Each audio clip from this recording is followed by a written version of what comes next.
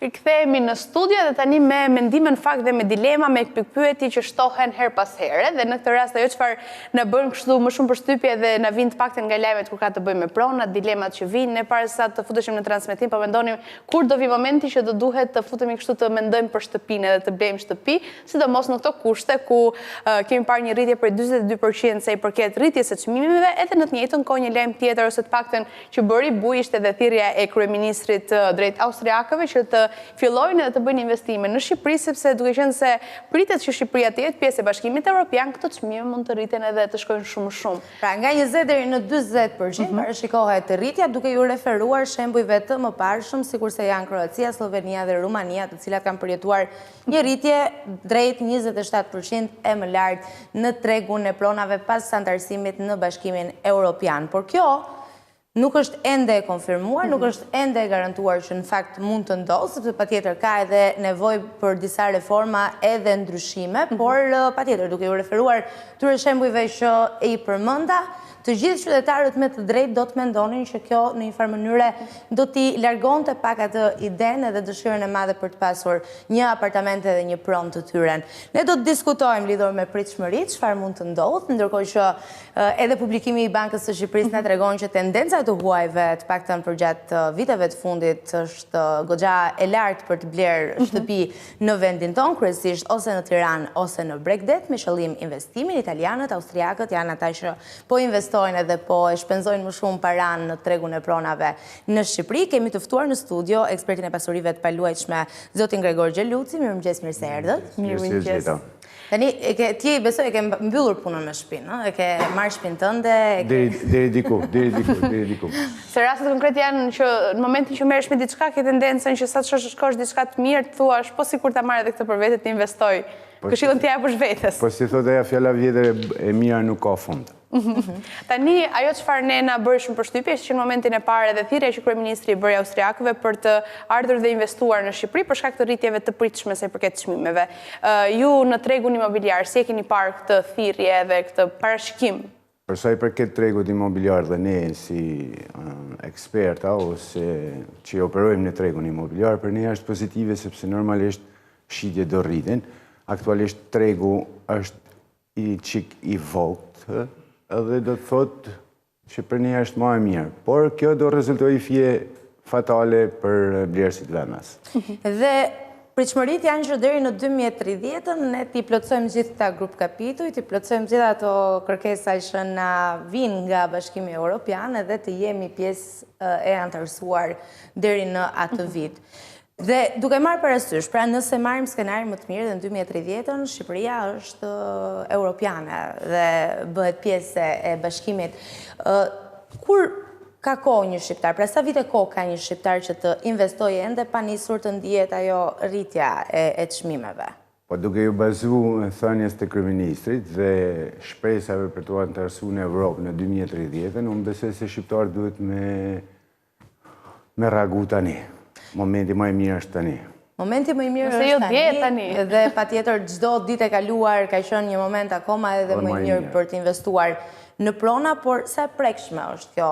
Unë po e them ëndër për të pasur një shtëpi, sepse ne dim sa të lidhur jemi edhe kulturalisht me pronën. Edhe proceset gjyqësore më të shumta në Shqipëri janë pikërisht për çështje pronësie. Saktë.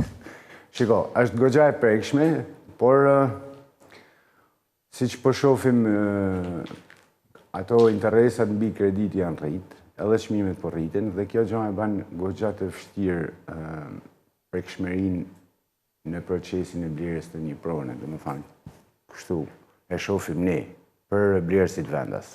Që në fakt padyshim ndikon edhe të bën më të vështirë për të gjithë në këtë rast. Në statistika dhe në ato lajmet e fundit sërish, një rritje për 42%.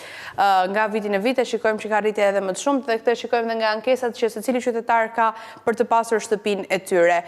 Nëse flasim për këtë rritje, sa justifikueshme ka qenë edhe të paktën si reagojnë edhe qytetarët momentin që, siç e përmendëm, kanë vështirësi të shumta për të arritur deri tek pika që marrin çesat në duart e tyre. Por është bën shumë sfiduese, kjo shumë e vërtet, sepse shumë familje po marrin përsipër kredi afatgjat dhe këto reduktojnë ato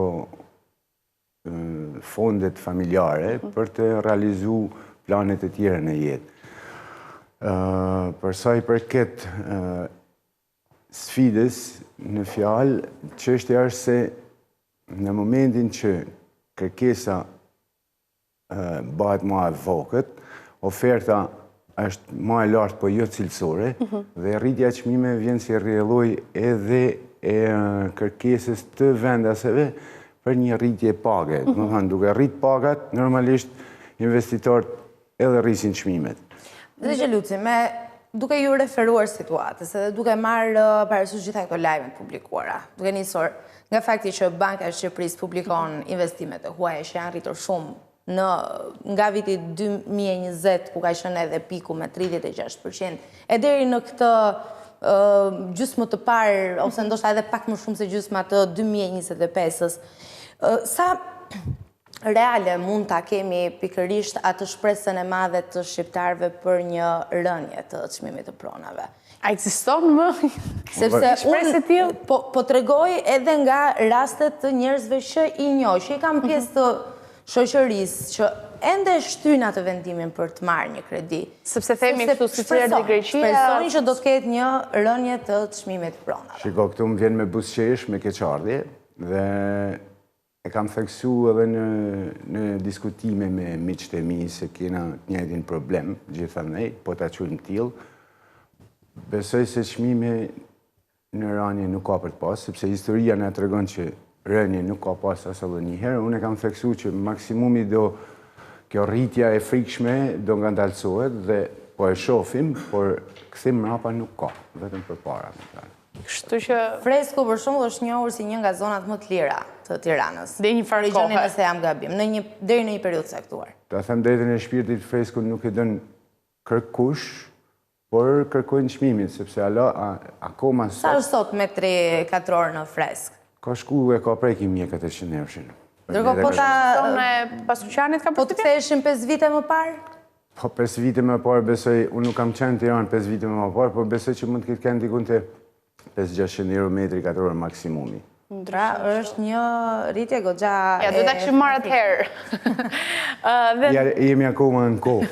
Dhe ndërkohë sërish ne kemi folur edhe herë të tjera dhe shikojmë edhe të lakuar kështu sezon zonën e Paskuqanit për ndërtimet që kur kalon atje shikojnë që është ngritur dhe një pallateri.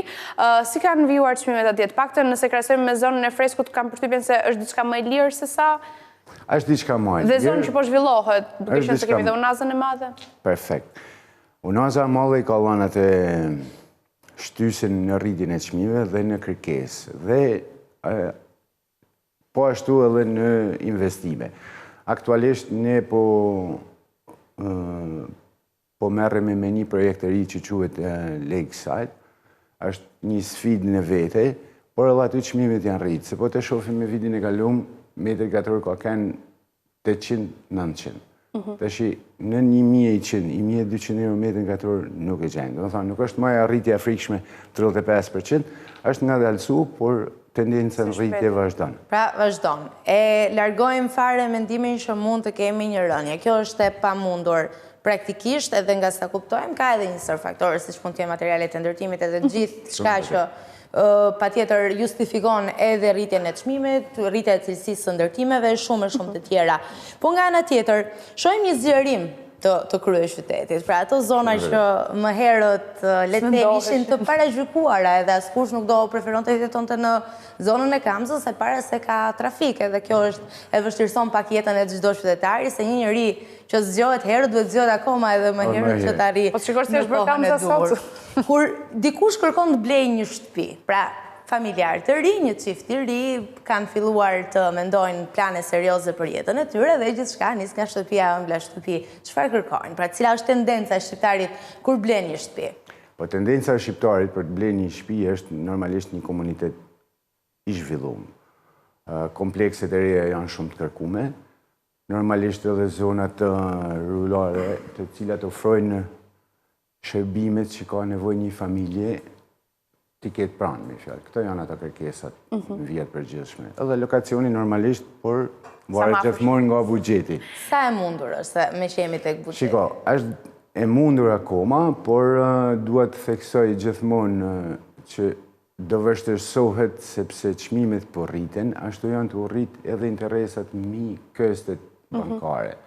Bëjmë thirrje kryeministit, vendor, tek banka kombëtare shqiptare, ose të na uleni çik këto interesat mbi kredit afatgjatë. Që mund të ndikonte ndoshta stabilizonte edhe tregun. Normalisht po. Edhe të ndihmonte blerësit vendas.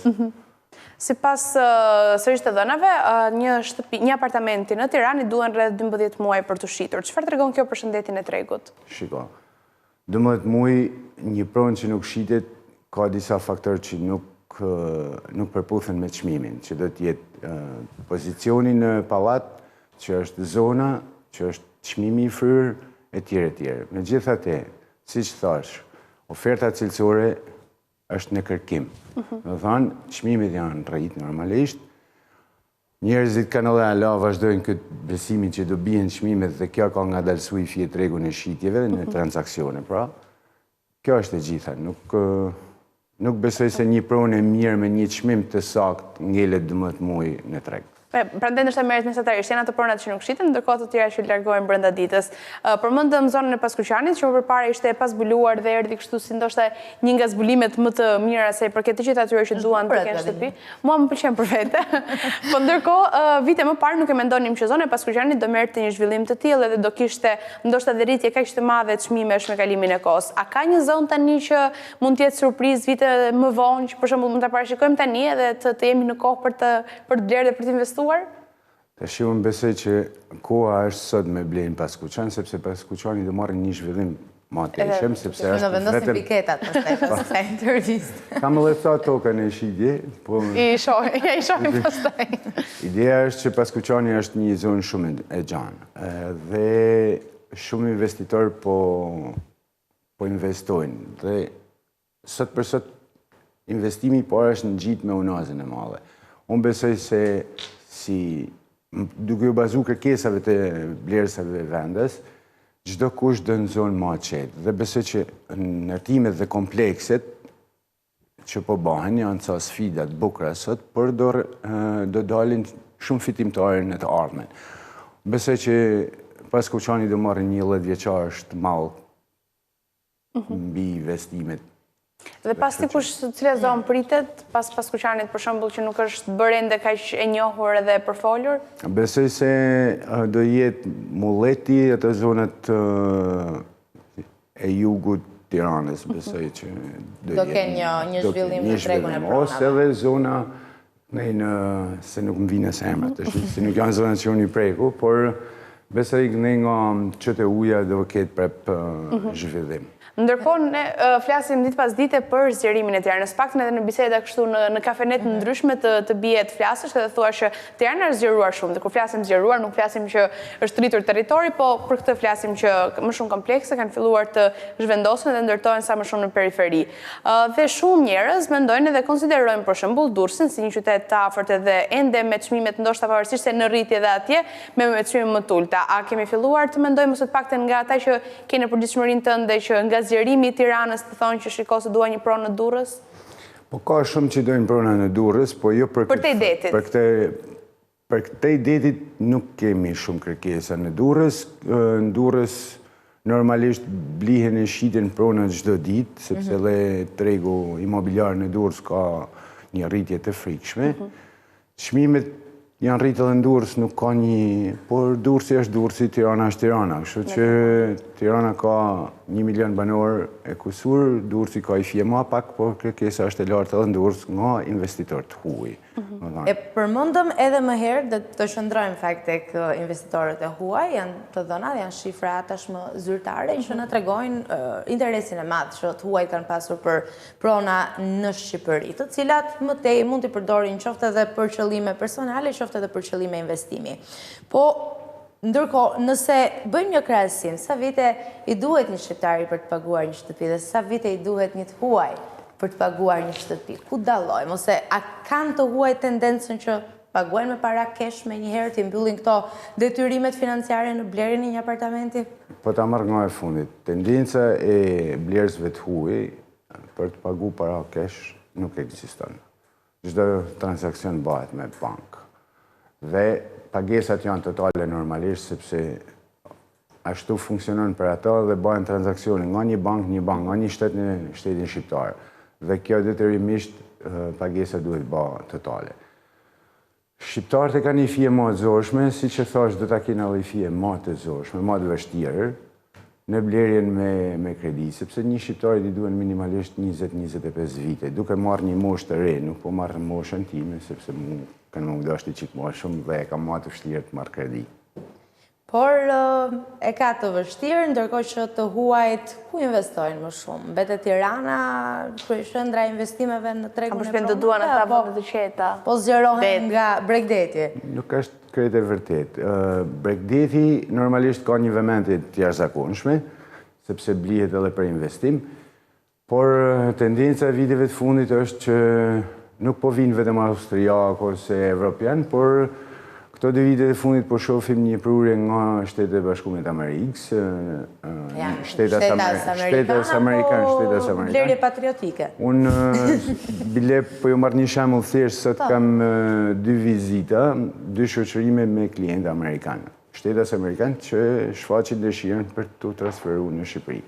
Kanë dalë në pension dhe dojnë marrë me jetu këto, sepse shofin gjelbrimin që ne akoma e konservojmë, shofim atë ngrohtësinë njerëzore që ne akoma e ngrohtësojmë, është ajo familja që ne akoma... pjesën financiare. Edhe normalisht edhe leverdia në ekonominë personale.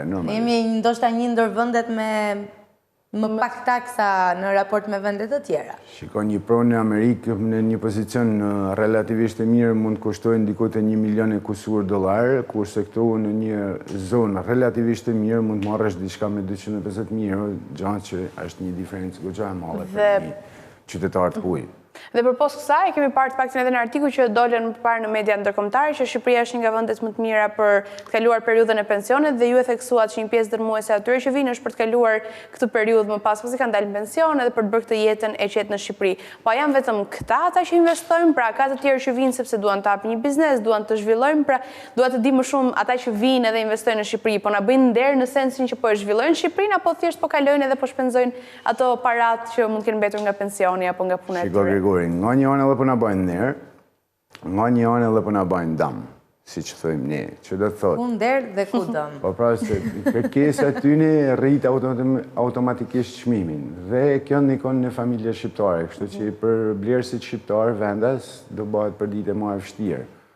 Nuk ka vetëm pensionista, por ka edhe investitor që vinë për të investuar dhe për të jetuar. Normalisht hapin edhe biznese, kjo është e vërtet, por unë nuk kam dorë tek bizneset, po megjithatë kërkesa për ambientin e biznesit edhe nga të huaj kemi pas kohë të fundit.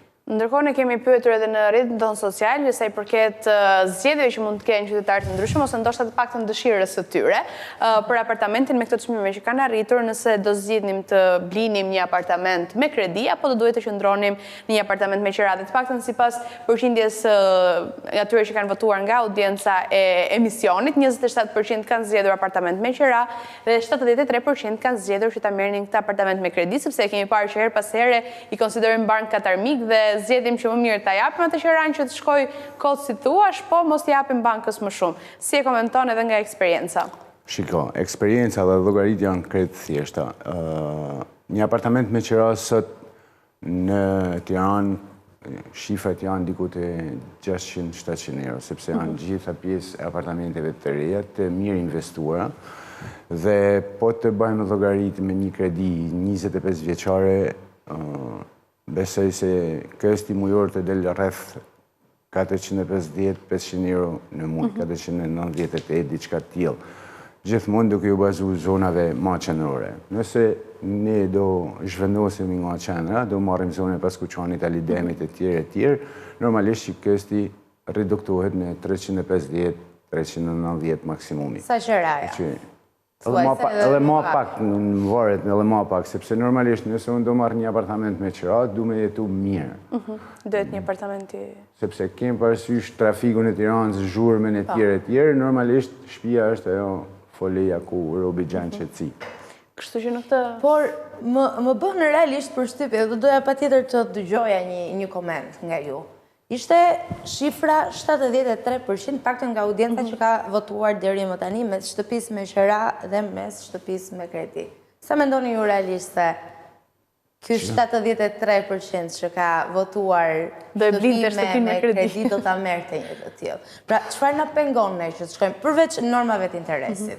A është dhe mentaliteti shqiptarit që ajo kredia i duket sikur është një borxh tjetër? Po frika e borxhit ekziston edhe është mase normale. Sidomos për një moshë 30-35 vjeçare, është goxha e frikshme, është një hap shumë i madh për të bërë dhe normalisht tendencat janë të prisëllë i fjetë, të presëllë pak, se sidomos kjo thashëthemja e tavolinave që do bien çmime që ekonomia është një flus, që do bien, do bajnë, kjo ka një ku shumë në atë marrjen e hapit, sepse njerëzit disin njën edhe të pasigur. Si t'ja zbusin këtë pasigurin? Po shiko, këtu të shi hynë fuqishëm Çfarë mund t'i japim si garanci në një të ri? Temi që s'do Sot ujë. shkoj ta marrja të kredin, se mund t'i plotësoj gjitha kushtet, por nuk shkon ta marrë. Nëse do flasim me shifra, dhe nëse një agent imobiliar është ekspert në punën e vetë, si shumica e kolegëve të mi, do i flasin një klienti me shifra, duke e marrë për dorët në rthojza dhe duke i tregu si ka kënë, si është dhe si do bëhet. Sepse ne nuk mund të parashikojmë që do ketë një rritje të frikshme nga 5.000 euro metri katror të shkojnë në 10.000 euro metri katror. Por e parashikojmë. Dhe kjo duhet i bëjë të reflektoj njerëzit. Ato që dojnë me investu në pronën e jetës. Kështu që të duhet... Se prona është trashëgimi. Prona është trashëgimi edhe është ajo që ne na identifikon me kanonin shqiptar.